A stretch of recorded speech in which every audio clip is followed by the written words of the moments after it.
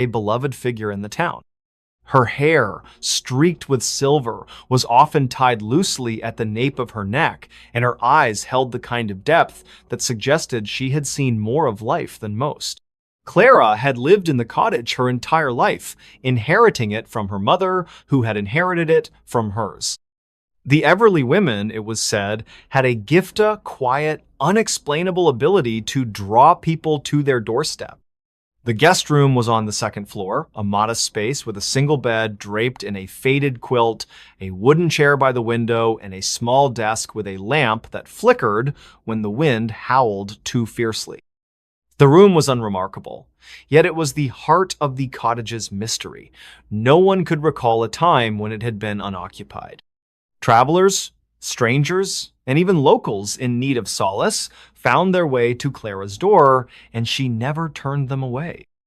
Some stayed for a night, others for weeks, but the room was never left vacant for long. The moment one guest left, another would arrive, as if guided by some unseen force. Clara herself never questioned it. She believed the cottage had a soul, one that called to those who needed it most. She had grown up watching her mother tend to the endless stream of visitors, sailors seeking refuge from storms, wanderers with nowhere else to go, or heartbroken souls looking for a place to mend. As a child, Clara would sit at the top of the stairs, listening to the murmur of voices from the guest room, wondering what stories the walls had absorbed. One autumn evening, as the sky burned orange and the air carried the sharp tang of salt, a young man named Elias arrived at the cottage. He was thin, with a face that seemed too young for the weariness in his eyes. His coat was threadbare, and he carried a leather satchel that looked as though it had seen better days.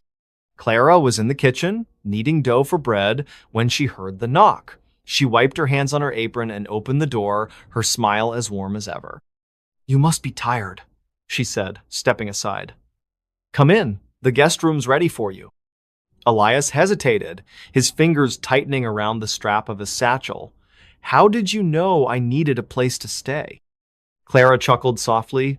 "The cottage always knows." He followed her inside, his boots leaving faint traces of mud on the worn wooden floor. The house smelled of rosemary and freshly baked bread, and the warmth of the hearth seemed to wrap around him like a blanket. Clara led him upstairs to the guest room, where the bed was neatly made and a single candle flickered on the desk. "Rest as long as you need," she said. "Supper's in an hour if you're hungry." Elias nodded, too tired to ask questions. He sat on the edge of the bed, staring at the walls as if they might speak. He had been running for weeks, though from what, he couldn't quite say. A failed business, a broken engagement, a life that had unraveled faster than he could stitch it back together. He had heard of Everly Cottage from a stranger in a tavern 2 towns over who had spoken of it with a kind of awe. "Go there," the man had said. "It's where lost things find their way."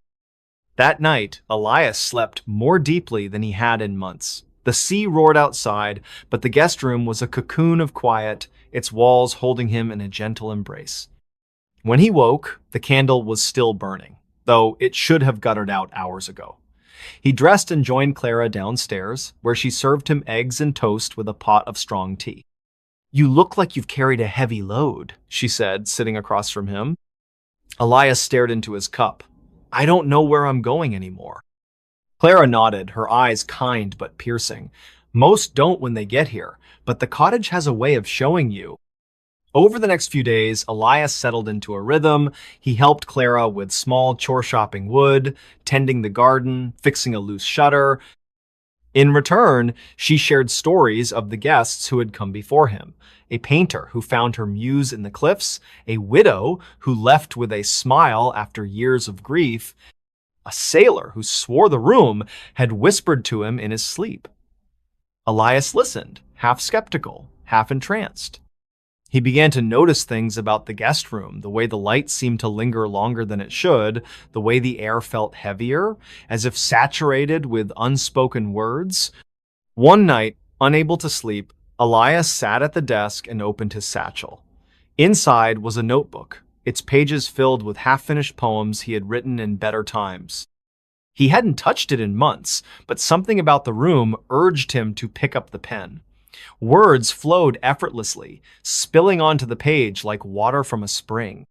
By dawn, he had written more than he had in years, each line raw and honest, as if the room had coaxed the truth out of him. Days turned into weeks, and Elias felt the weight in his chest begin to lift. He laughed more, his hands grew steadier, and he started to see the world in colors again. One morning, as he helped Clara hang laundry in the yard, she looked at him with a knowing smile. "You're ready to go, aren't you?" she asked. Elias paused, a clothespin in his hand. "How do you know?" "The cottage told me," she said, her eyes twinkling. "It always does." That evening, Elias packed his satchel, his notebook now brimming with new poems. He stood in the guest room one last time, running his fingers along the edge of the desk.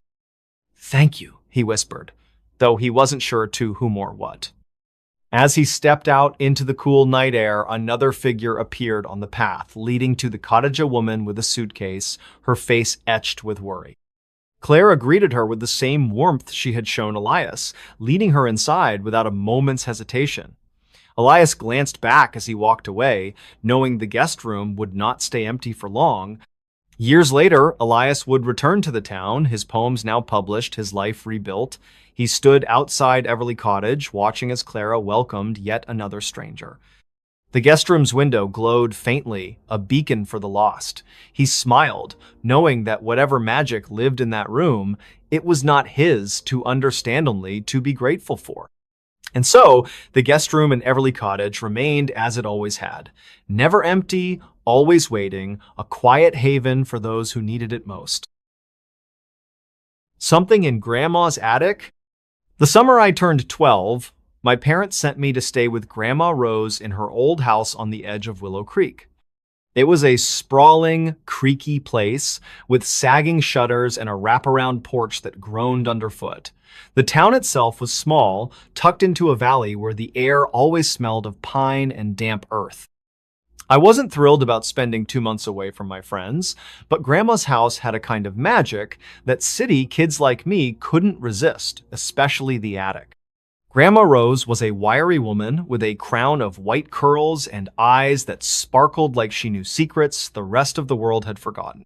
She wore aprons with faded floral patterns and always had a kettle whistling on the stove. Her house was a museum of oddities, glass jars filled with buttons, a grandfather clock that chimed at random, and shelves crammed with books that smelled of mildew. But the attic was the real mystery. Grandma called it the memory room, and she rarely went up there.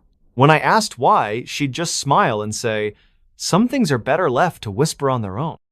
The attic door was at the end of the upstairs hallway, a narrow slab of wood with a rusty